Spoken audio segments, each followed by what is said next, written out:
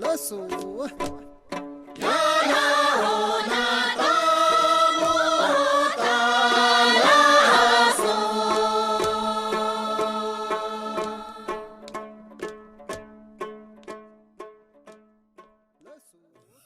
the story, one final thing, and then we can talk and tea and questions or whatever. So the final story is Catiyaputra. His name was Catiyaputra, and he was, as far as I know, not sure, but I think he was a disciple of the great Buddhist saint, the great Buddhist saint Atisha. And Catiyaputra was wandering across Tibet, as they did in those days. And he walked, as he passed through a village, he saw a group of villagers, as they used to. There was no television, obviously, etc., all gathered outside a cottage talking. And they saw him coming, and they all paid their respects, and many of them started prostrating, and the usual customary Buddhist time thing, respect. And wonderful. And anyway, so he entered the group. And as he stood there and they were talking and showing their respects and asking him various things, he noticed that there was a girl feeding a baby with boiled fish, sitting to one side. And there was a dog kept jumping up trying to get the fish that she was feeding the baby. And she would pick up a stick and hit the dog, just tried to stop him because she was worried the dog would bite the baby, etc. And Catiyaputra, the monk, was watching this, and suddenly he laughed and shook his head, and all the men and the ladies, they stopped, and they said, what happened? Because he was very still and serene and quiet, and suddenly he burst out laughing.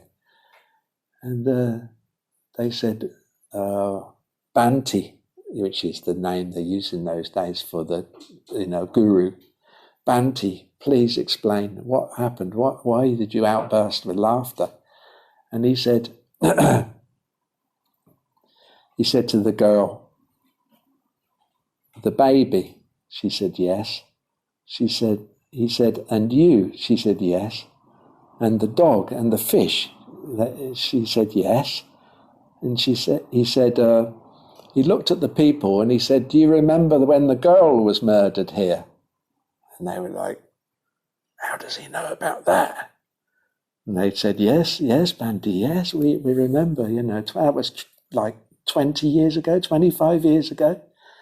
And he said, the man came from the other village and he wanted to marry the girl, and she was already in love with someone else, and so he killed her. And they said, yes, Bhante, how do you, wonderful, how do you know that? He said, this girl was murdered in cold blood, innocently, and so she was immediately reborn back here, where she lived. That's where, and they were amazed, it's her. And she didn't know, obviously she doesn't know. And then they said, so that's wonderful. And he said, no, not wonderful. And they said, why? And he said, the father was also born here due to attachment. And the father was born was the fisherman, the fishing lake out the back of the house. He fished there all the time. They said, yeah. He said, that's the father. She's eating and feeding to the baby. And they said, come on.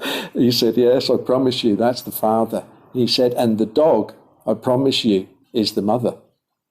He said, the mother was born as the dog here out of attachment to this place, but due to her karma, she was born as the dog. And so he said to the girl, and the baby is the murderer. The baby is still fully attached and in love with you, and therefore was born as your baby. So that, an interesting side point here is that the karma, even though he was a murderer, it hadn't ripened. He was still born as a human. And that's very interesting, because it's not, everyone thinks the past life karma is for the next life, But these seeds can carry on for many lifetimes. They don't necessarily ripen sequentially. Anyway, so what he said, what Catiyaputra said, the monk said to the girl was, and the people, he said, you are feeding your mother to the murderer, to your murderer, right, and your enemy, right? And you're beating your father with the stick, or the other way around, the mother was the dog, and you're beating your mother with a stick. You're feeding your father to your enemy. And all you people here think that this baby is the future of your clan.